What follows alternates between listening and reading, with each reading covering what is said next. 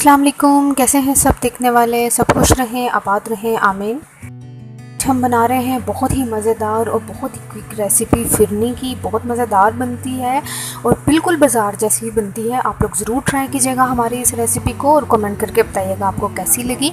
तो दूध लिया है हमने 2.5 किलो। ये 2.5 किलो दूध है हमारे पास। आप अपने हिसाब से ले लें, अगर आपको ज़्यादा चाहिए तो ज़्यादा ले लें, अगर आपने कम बनानी है तो कम ले लें। आप सारी चीज़ें जो है अपने हिसाब के मुताबिक कम ज़्यादा कर सकते हैं। दूध हमने ले लिया है, इसको हम गर्म कर लेंगे अच्छे तरीके से। 1-2 बॉयल आ जाए इतना हमें इसको गर्म कर लेना है। फुल फैट मिल्क है और आपने फुल फैट मिल्क ही लेना है। इलायची दाने हैं हमारे पास, ये 8 से 10 इलायचियाँ ली थी हमने, उनके हमने दाने निकाल लिए हैं।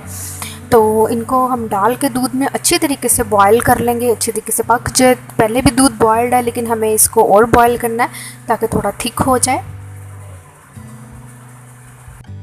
दूध में 3 से 4 बॉयल आ चुके हैं, बहुत अच्छे से ये पक रहा है।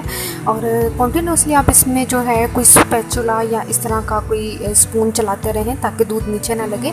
चावल लिए थे हमने यही वाले 1 कप, इनको हमने ब्लेंडर में हम डाल के पानी इनको ब्लेंड कर लिया है। 2 से 3 घंटे हमने इनको भिगो दिया था।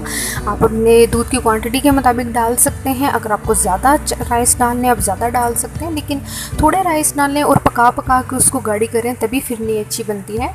तो हमने यह जो है वो प्याली, एक हमने आधी प्याली के करीब लिए थे चावल और उसको हमने भिगो के अच्छे तरीके से ग्राइंड कर लिया है। अब इसको हमें 10 से 15 मिनट पकाना है ताकि खीर गाढ़ी होती जाए हमारी। 15 मिनट हो चुके हैं। कॉन्टीन्यूसली हम इसमें ये स्पून चलाते जा रहे हैं और आप देख सकते हैं जैसे जैसे गाढ़ी होती जा रही है, अपना कलर बदलती जा रही है। अब इसमें हम डालेंगे फुल फैट ड्राई मिल्क डालेंगे। आप चाहें तो इसमें कंडेंस मिल्क भी इस स्टेज पे डाल सकते हैं, लेकिन हमारे पास कंडेंस मिल्क अवेलेबल नहीं था तो हम लोग ड्राई मिल्क पाउडर डाल रहे हैं। ये full fat dry milk powder है। इसको हम डाल के कॉन्टीन्यूसली 15 से 20 मिनट के लिए इसको और ऐसे ही चलाते जाएंगे ताकि इसकी गुठलियाँ। 20 मिनट हो चुके हैं हमें इसको बनाते बनाते और आप देख सकते हैं कितनी थिक हो चुकी है। ऐसी ही आपने रखनी है, इससे ज़्यादा आपको इसको थिक नहीं करना, ऐसी रनी सी रखें क्योंकि जब इसने ठंडा होना है तो इसने और थिक हो जाना है। तो बहुत मज़ेदार खुशबू इसमें से आ रही है। अब इसमें डालेंगे हम चीनी। ये हम 1 प्याली चीनी की डालेंगे, आप अपने टेस्ट के मुताबिक इसमें ले सकते हैं। थोड़ी सी हम और डालेंगे। 1 प्याली हमने फुल डाली थी और ये हम थोड़ी डाल रहे हैं, तो आप अपने टेस्ट के अकॉर्डिंग डाल। शुगर डाल के हमने इसको मज़ीद 5 से 10 मिनट के लिए पका लेना है क्योंकि शुगर से भी थोड़ा पतली होती है। तो आपको ऐसा ही इसको रनी सा रखना है, इससे ज़्यादा आपने इसको बिल्कुल भी गाढ़ा नहीं करना क्योंकि ये ठंडी होके खुद ही थिक हो जाएगी। तो अभी हम डिश आउट करते हैं और आपको दिखाते हैं कैसी बनी।